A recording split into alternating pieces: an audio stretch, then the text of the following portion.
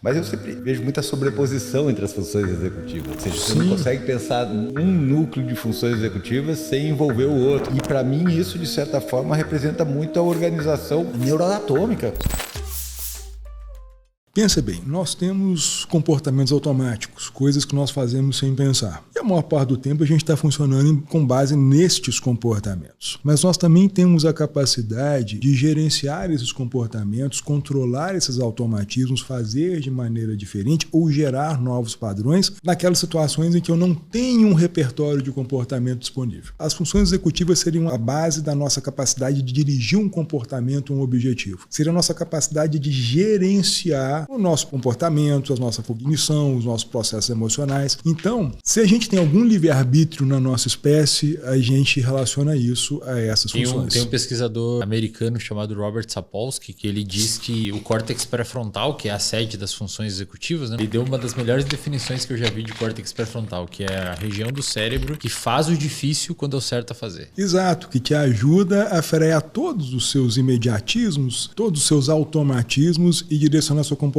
para algo que vai te gerar algum benefício ou evitar um prejuízo em longo prazo, por exemplo. Quais são as divisões das funções executivas? Não tem um consenso na literatura, mas o que tem de mais assim, multiplicidade de definições de funções executivas. O que há de consenso entre essas definições? As funções executivas me ajudam a controlar o próprio comportamento, os processos cognitivos e emocionais, ou seja, são funções de autogestão. Quais são? A gente tem diferenças nas definições. Eu vou chamar de processamento adicional. Sim. E o que nós temos de mais frequentemente relatado como processos e funções executivas? Um modelo que eu gosto muito é o da Adele Diamond, que pressupõe a existência de funções executivas nucleares, que seriam memória operacional, minha capacidade de manter temporariamente uma informação para que eu opere com ela. Por exemplo, vamos supor que eu tenho que fazer uma conta matemática aqui de cabeça, ou então que eu tenha que resolver um problema e as informações que estão aqui, elas são fundamentais, ou seja, eu vou estocar essas informações na memória de curto prazo, mas vou operar com elas para resolver alguma coisa. Memória operacional. O Izquierdo, ele dizia que a memória operacional é o que permite você entender uma frase mesmo sem lembrar qual foi a quarta palavra anterior que eu falei agora. Perfeito. Então você opera com informações... Online, né? Sim,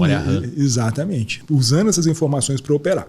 Daí o nome operacional. Flexibilidade cognitiva, que é a minha capacidade de alternar meu pensamento e meu comportamento de acordo com demandas ambientais. Então, por exemplo, estou conversando com vocês aqui. De uma hora para outra, vocês começam a fazer uma cara de que, opa, entendi, não tá legal. Eu vou ter que mudar meu comportamento. Vocês me deram uma pista, eu vou ter que flexibilizar e fazer diferente. Tem que inibir o comportamento anterior e adicionar um novo. Tem que mudar um padrão de pensamento, de comportamento, né? E o controle inibitório. É a minha capacidade de fazer duas coisas, né? Inibir respostas automáticas. Então, uma resposta, um comportamento motor que não é adequado para aquele momento, por exemplo, né? Mas também de inibir distratores. Eu estou aqui conversando com vocês e tem um mundo ao redor que eu estou inibindo para continuar tendo produtividade nessa conversa. Então eu tenho que inibir prepotentes, respostas automáticas, mas também ruídos. Então essas funções, controle inibitório, memória operacional e flexibilidade cognitiva seriam as funções executivas nucleares. Elas começam a surgir muito cedo na vida. Aos 9 meses a gente já tem indícios, né, de controle inibitório e memória operacional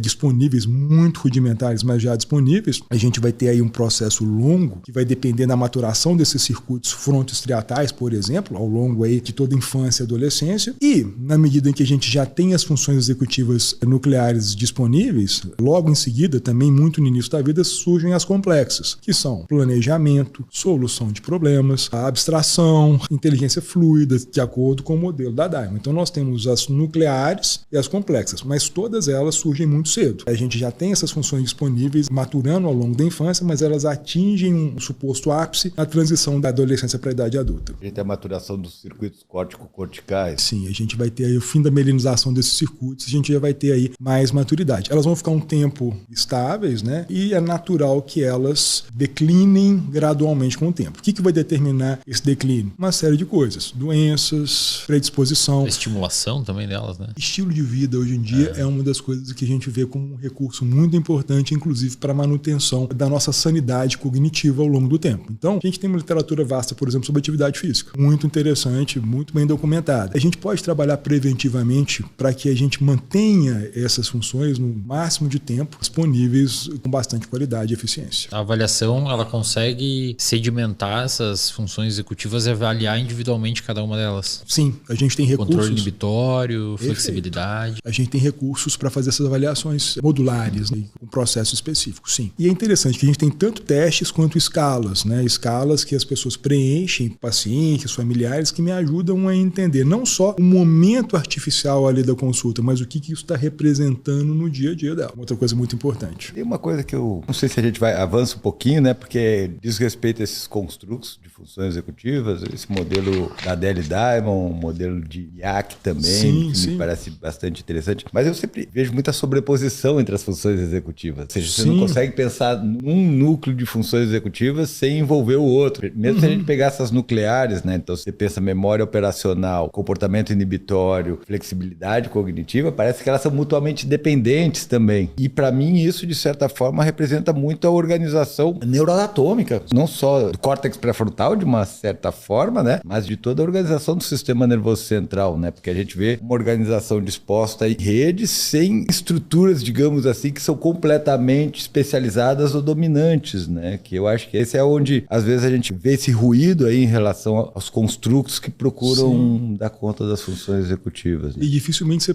exatamente o que você está falando, dificilmente você vai pegar um paciente que vai ter uma memória operacional totalmente prejudicada e as outras coisas totalmente preservadas. Isso, né? Não é fronteiriço, né? Exato, né? São categorias, né? Então, assim, a gente tem esses processos, a gente tem uma documentação que, inclusive, é muito questionada, alguns modelos não sustentam essa divisão, mas o que eu falo com meus alunos, ela é muito mais didática do que uma coisa que a gente vai observar o tempo todo na nossa prática. Normalmente é tudo meio complicado ali. Sim, você tem uma... Tá tudo meio... Geralmente, você pode ter casos em que você tem uma coisa muito mais prejudicada do que outra, com toda certeza, mas via de regra, né, até do ponto de vista neurobiológico, o substrato dessas funções, ele é muito sobreposto. Como é que isso começa a surgir, professor? Que época, mais ou menos, uma criança consegue ter flexibilidade comportamental, coisas assim? Vou começar, então, das duas outras, né? Memória operacional e controle inibitório. Com 9 meses de idade, a gente já consegue fazer alguns experimentos com uma tarefa piagetiana chamada tarefa A não B, que o Piaget desenvolveu para avaliar a permanência de objetos, mas a gente usa hoje para avaliar controle inibitório. Vou explicar rapidamente aqui, só para o pessoal entender. A gente pega uma caixa que tem 2 buracos. A gente vai chamar um buraco de cavidade A, o outro de cavidade B. Pra gente, não pra criança, obviamente, 9 meses que ela não vai entender isso. A gente vai deixar a criança brincar com um brinquedinho ali por alguns minutos. De repente, a gente vai pegar o brinquedo da mão da criança e colocar nessa cavidade que eu chamei de cavidade A. E, imediatamente, a criança pode buscar o brinquedo. A criança buscou o brinquedo, a gente devolve para ela, deixa a criança fazer isso de novo. Tomamos da mão dela, colocamos de novo na cavidade A. Ok, ela já aprendeu ali que o brinquedo está na cavidade A. Acertou da segunda vez, a gente vai pegar o brinquedo, deixar na mão dela, tomar e colocar na cavidade B. Agora, ela vai ter que inibir o comportamento que anteriormente ele foi bem sucedido, foi reforçado, e vai ter que buscar num outro lugar. Crianças antes dos 9 meses geralmente não conseguem fazer isso. Aos 9 meses elas já conseguem fazer isso e buscar na cavidade B. Mas a gente pode tornar a tarefa mais difícil, a gente pode aumentar o tempo entre esconder e deixar a criança buscar. Então a gente pode, de alguma maneira, né, colocar um recurso de memória aí além do controle inibitório. Então, aos 9 meses, alguns bebês conseguem fazer isso com mais facilidade e a gente já tem na literatura explicando esse fenômeno como sendo já uma evidência de funcionamento, né, executivo inicial, de memória operacional e de controle inibitório nessa faixa etária. A flexibilidade cognitiva, as evidências elas são um pouquinho depois de 3 anos, que a gente já tem um comportamento mais evidente de uma flexibilidade cognitiva disponível. Justamente no momento em que a gente tem outras funções também melhorando. Por volta dos 4 anos, você já tem capacidade de postergar recompensas, também já funcionando de uma maneira bem rudimentar, mas já disponível também. Tomada de decisão afetiva, ou seja, tomar decisões considerando consequências de longo prazo. 2 alunas minhas de mestrado fizeram um estudo muito legal comparando crianças de 3, 4, 5 anos. Aos 4 anos a gente já tem desempenho indicativo de que a tomada de decisão afetiva também já está começando a funcionar. A gente tem aí na pré-escola indícios de que esse funcionamento ele já está de alguma maneira disponível, né, desde os 9 meses e vai aumentando. Só que vai atingir o ápice fim da adolescência, no início da idade adulta, e isso vai variar de pessoa para pessoa.